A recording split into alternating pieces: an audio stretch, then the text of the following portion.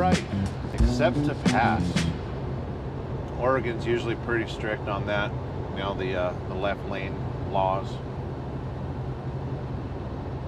I've been known to break it though, especially at night. I'm in a hurry. Hope kids are enjoying the drive so far. It's kind of peaceful, right? Not a whole lot going on out here. A lot of traffic though. Like I'm used to seeing 4 or 5 cars at night, not 4 or 5 cars every mile. Coming up on a little lake over here. Look how low it is though. Can you see the tree line over there? That's what, 100? No, that's not 100 feet, is it? I'm gonna say 50 feet. I'm gonna say 67 feet lower than it's supposed to be. I think this year it's probably going to be a wet year.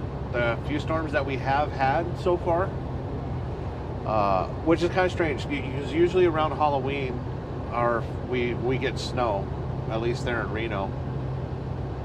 And last couple weeks, all we've been getting is rain, and it's been record, at least for October.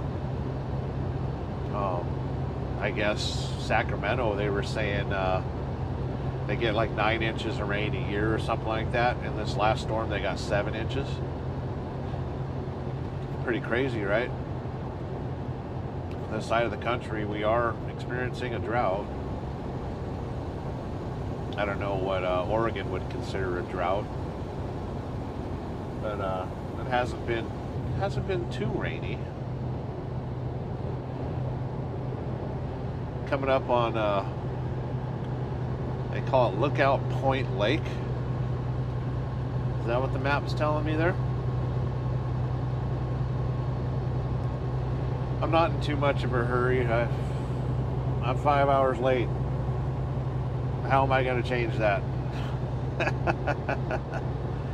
I'm not late though. As long as this trailer makes it there by 2300, it's fine. So, you know, sometimes your little 30-minute nap turns into 5 hours. But it's okay. Maybe it's one of the advantages of you know, doing this drop and hook freight that I'm doing, power only.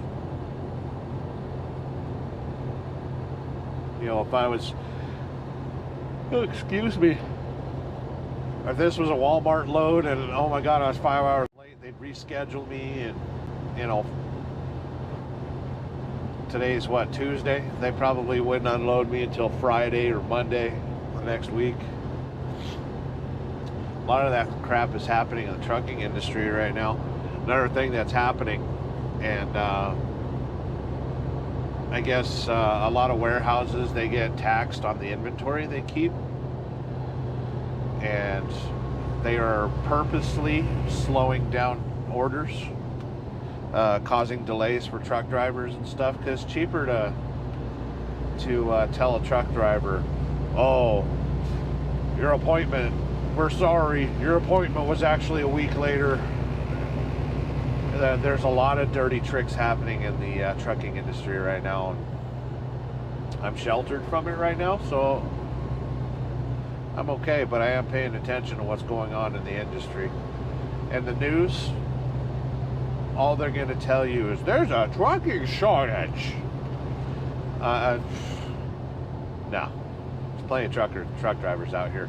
If you want proof of it, go to any truck stop at 3 p.m. See how many open spaces there are. If you want to talk about there being a truck driver shortage or anything like that, it's a capacity issue, and to be honest, not enough drivers are driving at night. There's a lot of people that get into trucking and they're just here to enjoy the sights. And they dawdle around, and there's no hustle, there's no, and for me, you know, I take things easy. I don't panic too much, but I hustle. I want this job. Trust me, these bills down here, the sooner I get my money, the happier I am. And that's the name of the game, right? I'm only doing this for the money. You think I'm gonna get famous? You know, with my 230 subscribers on YouTube? Yeah.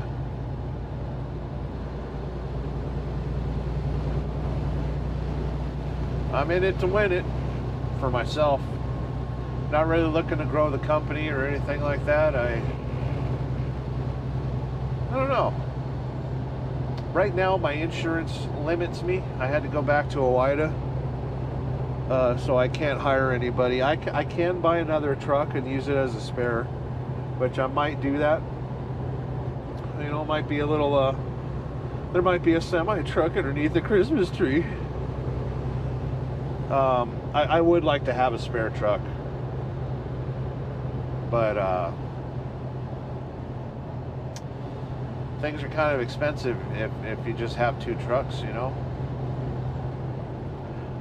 But well, like this truck right now, 1980, affectionately named Mel. She came up for registration renewal. It was $2,100. Oregon fuel tax. Oregon's not in the IFTA, so I paid $1,600 for a month for the privilege of getting to see the leaves change here. So yeah, please like and subscribe. Go ahead and share this video. I think it's kid friendly. I haven't dropped too many F-bombs or S-bombs, or, you know, I only dipped into a little bit of conspiracy theory, so yeah.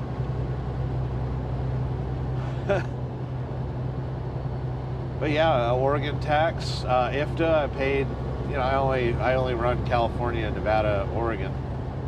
I think my IFTA was $300, something like that. I don't remember. My last quarter miles per gallon, though, keep in mind I run the mountains, and sometimes I drive a little hard.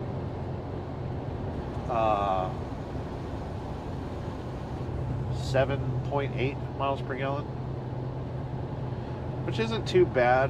This Cascadia I'm in, it's not an aerodynamic one. It don't, you know, she don't have skirts, and I don't have super singles or anything like that. And I am not a fan of super singles on a truck, only because here on the West Coast we have snow, and traction with super singles is a little iffy. Not only that, but you know, we saw here 30 minutes ago here on the route, you saw those the runaway truck ramps. Dirty little secret, running super singles, if you need to use one of those ramps, you will not slow down. Those of us in the off-roading community all understand. The wider the tire, the better the flotation. You won't get stuck. The whole purpose of the litter box, you know, the runaway truck ramp there, is to arrest a truck, to sink it down into the gravel and slow it down. You got super singles, yep. Those piles of dirt at the end of that, that's going to be the last thing you see before you see sky and trees and all sorts of craziness, because you're going to catch air.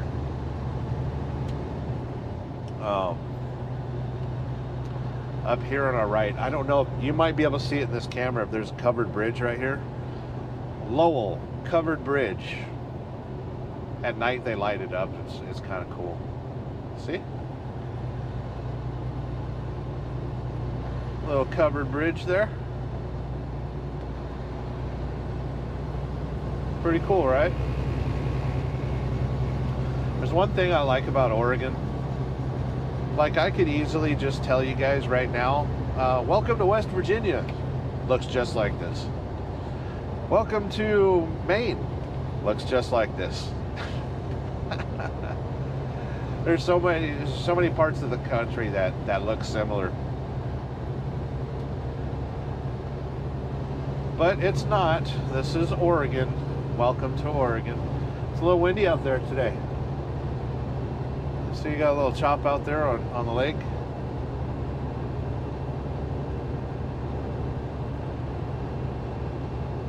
I got a yawn. I'm yawning. Nobody can stop me from yawning.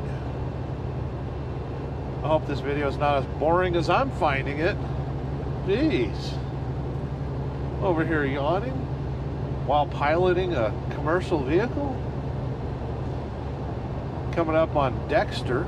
I don't know if that's a city or a village or what. A community.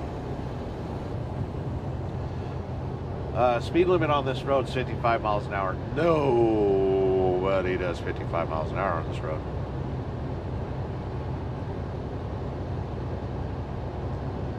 Yeah, I usually cruise about 63. The fuzz don't freak out too much. A couple people out there on kayaks. I'm going to be doing that this next year. That's one of my goals.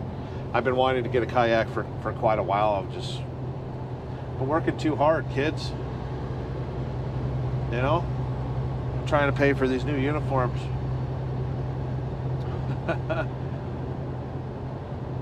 But yeah, I want to get a kayak. I know which one I want. And there's a couple of places I know of that you can test them out. And I might want to do that this year. Just test out a couple different ones and see what I like. you know, being a bigger guy, I want to make sure I get something comfortable.